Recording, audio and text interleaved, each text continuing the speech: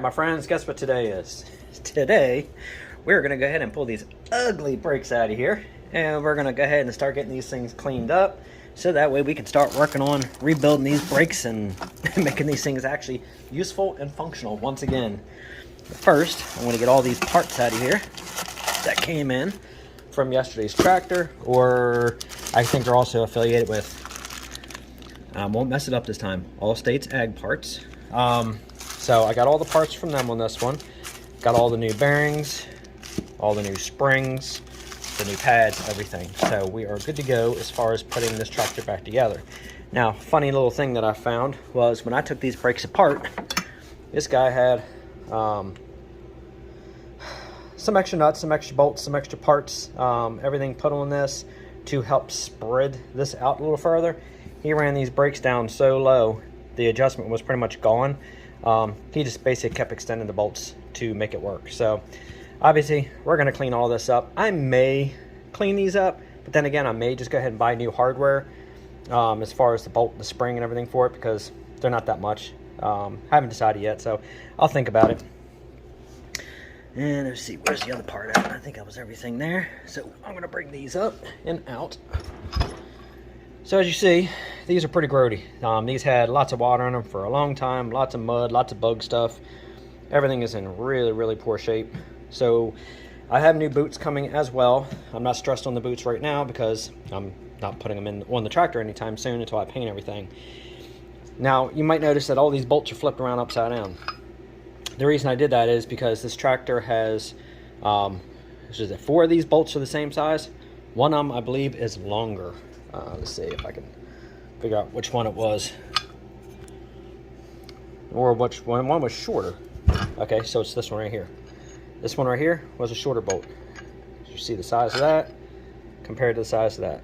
Make sure you don't mix those up, because obviously this will go into these holes, but if you put one of these in here, it's going to stick up. It's not going to go all the way through. So just make yourself a mental note. I think both sides were the same way, so just make a note of where this little bump out is right here. That's where you get the short bolt. All the others are the long bolt. Pretty easy, actually. Now, this is actually going to be probably a lot of fun getting out of here. Obviously, I got to sandblast all the hardware. I mean, these are kind of pricey to buy this whole mechanism right here. Obviously, I don't think I need it. This just needs to be cleaned up really, really bad. There's so much stuff down inside here. So what we're going to do is we're going to go ahead and shop vac all this stuff out of here, clean everything up, pull all the parts out, set everything off to the side. I'm going to end up sandblasting pretty much everything, and then we're going to go ahead and Cerakote the arms, because Cerakote has a little bit of little extra lubricity in it, because it actually has Teflon in the paint. So I'm going to go ahead and Cerakote these, because it's only like a 1 mil thickness, so it's very thin, but it's just enough to keep these protected in the future. Even though this tractor isn't going to be abused like it was, it's still going to end up being out in the garden. It's going to be out in the weather. Well, not in the weather. If it rains, if it snows, it's going to get used. I don't want the moisture coming in and rusting these brakes up, so we're going to go ahead and take care of that. I'm also going to Cerakote the inside of this so it has a new coating, and then I'm going to go ahead and clean up all the areas where the brakes actually ride on the surface here, the mating surface where the brake presses against. But we'll get to all that once we start cleaning everything up. So right now, I'm going to go ahead and set this up in the stand, and then we're going to clean this one up, get it apart, and then I'm going to bring the next one up, get that one apart, and then we'll go ahead and start the cleaning process and sandblasting. Alright, so it's going to get semi-loud just for the moment, because obviously I'm going to go ahead and scrape this stuff out of here, and then use a shop vac, get all that crud out of there first, and then we're going to start taking it apart. So, go ahead and fire this thing up.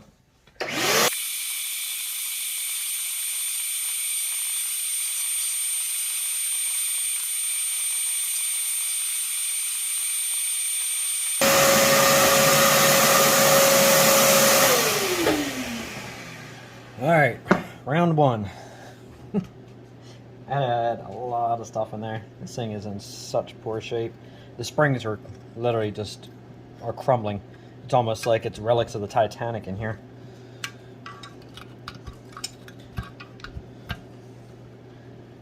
Now it's gotta hope that I can get everything moving enough to get all this thing to compress to get this out of here. Obviously I should be able to just lift and get her out. but it's a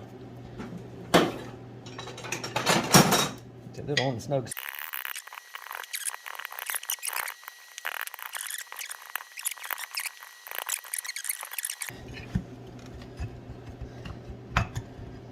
Trust me, if this is painful for you to watch, it's pain for me to do because it's taking so long getting someone out of here. There we go. Come on, baby, release it. There we go. Yeah, see how out of shape that's in? So, I mean, they'll clean up. Everything will look just fine and work perfect. But, yeah, see the springs? Like I said, it's like something off the Titanic here. And the reason I went ahead and got the new bearings was because of this situation here. I had a feeling they're going to be rusted. They need to be polished. So, again, no biggie. I was already expecting it. But you can see how much stuff's still in there. And here was the old brake discs. I mean, they were completely frozen. I mean, they're worn down. They're not like brutal, but let's just say they're down there. Yeah, so, I mean, the thickness and the style, I mean, you can see right there, night and day difference. So, at least the tractor will actually stop like it's supposed to. Well, let's just say at least the tractor will actually finally have brakes. Because obviously it didn't have brakes when I got it.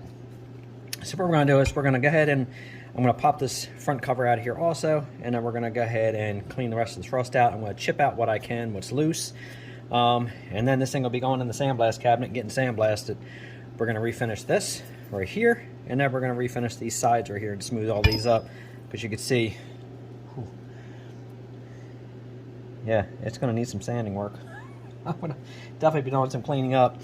I don't know if it's too bad. I might have to clean this up, weld this, build up the metal, and then grind it all down to smooth this out, just to make this nice and smooth. So again, it is what it is. An old tractor, it's been sitting, gotta expect this stuff, right?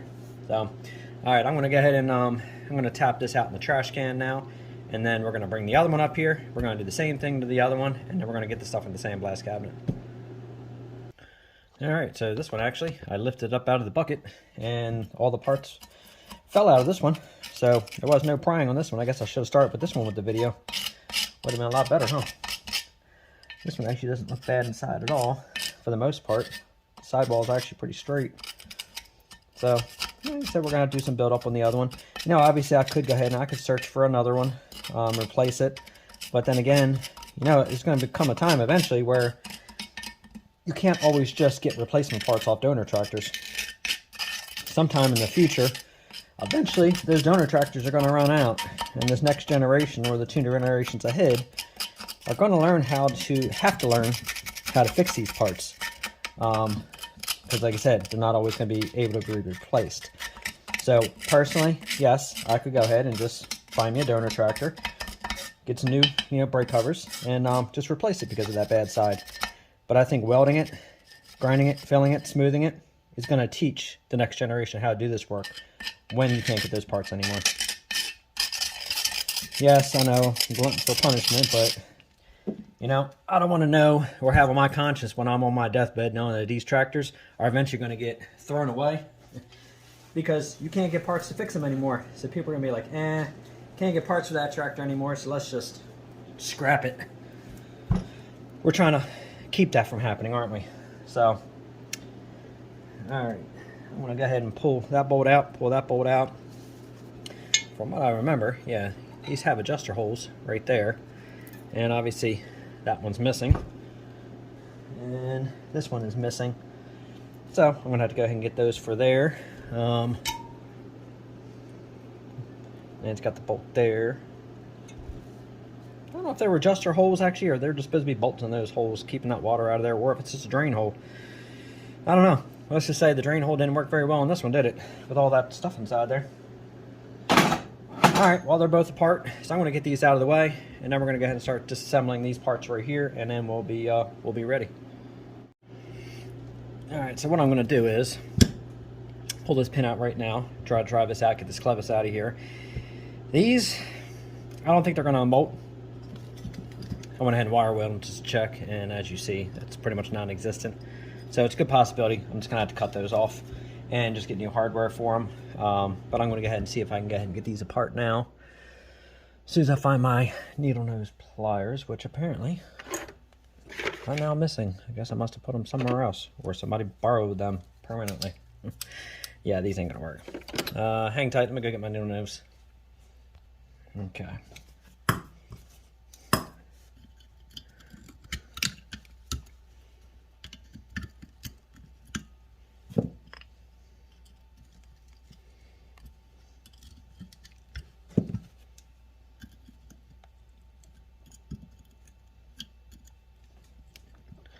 It's easier just to snap those off because they're so rusty. Grab my little hammer, hook that in there.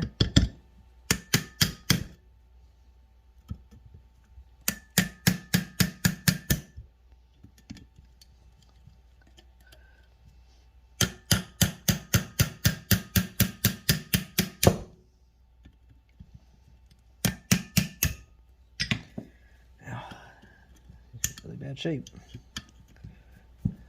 Hope I can get these out without having to drill them out. See if I can punch them a little bit. Try not to flatten them because that's going to make them even worse getting out. There we go. Where's my smaller one at?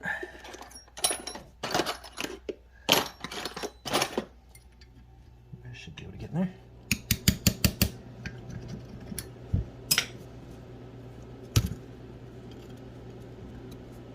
There we go. They're out. They're pretty, aren't they? I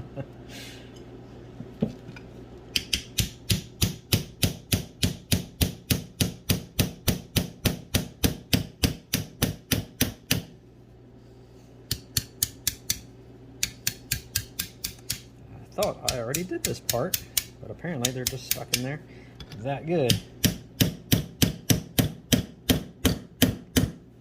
They're coming. Yeah, it's coming.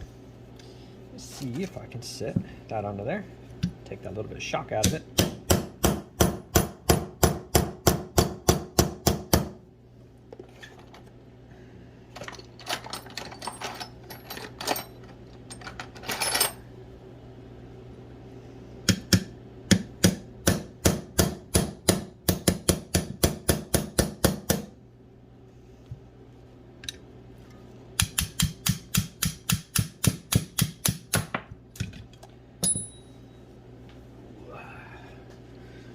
Not too bad. I have new ones of these too. I have a couple bins of them. The clevis I think actually may be okay. Obviously if I wanted to, I could just go to Royal King or Tractor Supply and I could replace this, but I don't think that's bad at all. So I'll be able to clean that up just fine. Put some Cerakote on it. I'm gonna go ahead and get these apart now.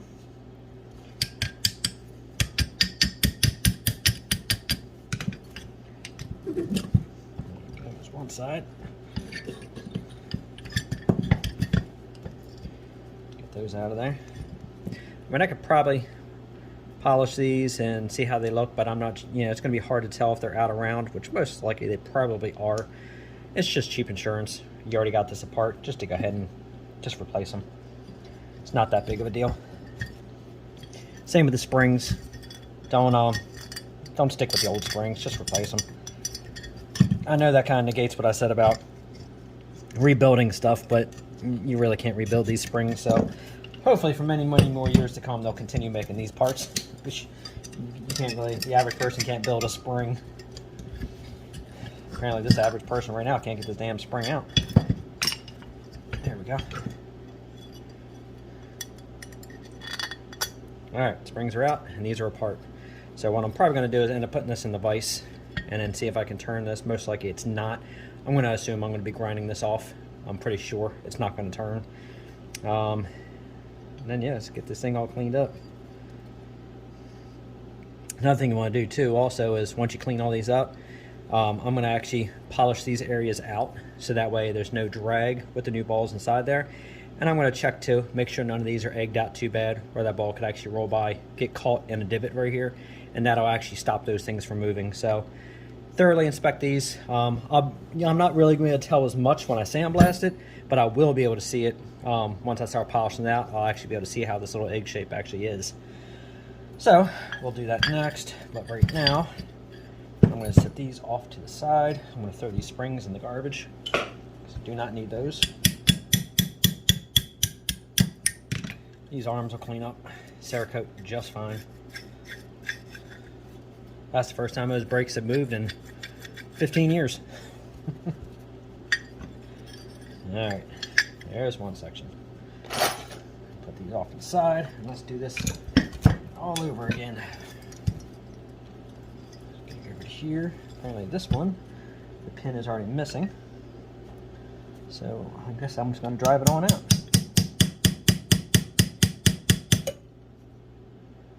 And I bumped my cup.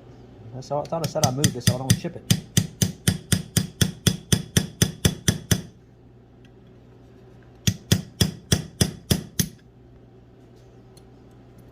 That one's in there really good.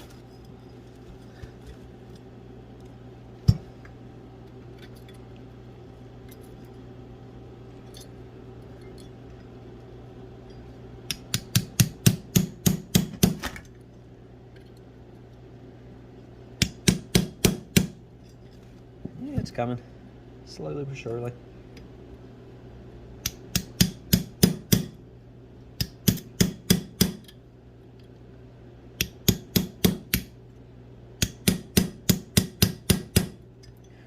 It's coming a little bit, but yeah, it's pretty stuck in there. You know, if I could just get that to drive out, I'm not even going to sweat it because I'm just going to replace it anyway. Let's see if I can just mush it. You know, this is sometimes where, hey, I'm not knocking anybody because you know what, everybody's got to do their own thing, but let me tell you, this is the difference between buying a tractor in this condition versus buying one that's just already done and all you do is routine maintenance. Because I'll tell you, doing this to tractors and getting down into stuff like this that's rusted, rotted, broken, that's a whole new level of restoration versus, like I said, just doing your routine maintenance.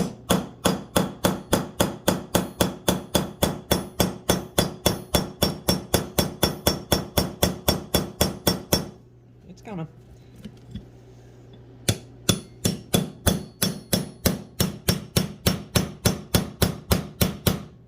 There we go. She's going.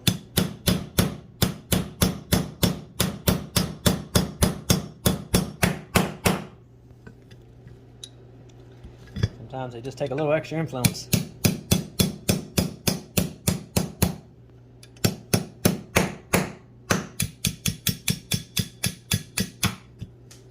And that one like jumped out of there. Alright, so the clevis again is just fine. It's just the pin is done for. Again, I'm not really sweating it. Like I said, I got boxes of these stainless pins. So, alright, well that's apart. Let me see if I can get this monster spring off of here. That was a hard one, huh? See how bad they are? They were just sitting in that dirt. And again, pretty rusted, pretty pitted. Not very good shape. Get this spring off of here. And this spring off of here. Now what I probably am going to end up doing is I'm probably going to wire wheel some of this stuff off. Get some of this bad rust off of this before I put it in my blast cabinet, because I really don't want to contaminate my cabinet with tons of rust. I try to keep, unless I'm ready to do a you know, swap on my media inside there, I try not to load it up full of rusty parts, because then when you do like Cerakote and stuff, you don't want to embed that rust into your parts. So kind of being conscious of your media on how you do it in your sandblast cabinet. But like I said, I'll take these outside, I'll wire wheel these up a little bit once I get these things broke loose, and then sandblast it, and then we'll start the refinishing process. Alright, so let me go ahead and get these cleaned up, and then we'll be back. Alright, so I decided to go ahead and keep the disassembly as technically part 1, so I'll do a part 2 of cleaning it up, sandblasting it, and shooting the Cerakote and doing the refinish work. A lot of people, you know, like 15-minute videos. A lot of people like the hour-long videos when it comes to teaching. Give me your thoughts. Let me know what you guys think. Do you guys want me to shorten my videos down to a quick 15-minute teaching, or do you want me to keep my videos the length they are and kind of go through everything step by step the best I can to explain things? Me personally, depending on what you're watching, I don't mind the short videos, but usually if I'm trying to learn something, I'd rather sit and watch it for an hour just to make sure I get all the basics of what I'm trying to learn rather than getting it in a nutshell. So leave a comment, let me know what you guys think, but this will be part 1, and make sure you hit that notification bell so that way you can get notifications for part 2, and make sure you like, subscribe, and share, because YouTube is doing something goofy with their algorithm and we're getting lost in the wash somewhere in their system. So just make sure you hit that notification bell and make sure I stay relevant. So until next time, thanks for watching.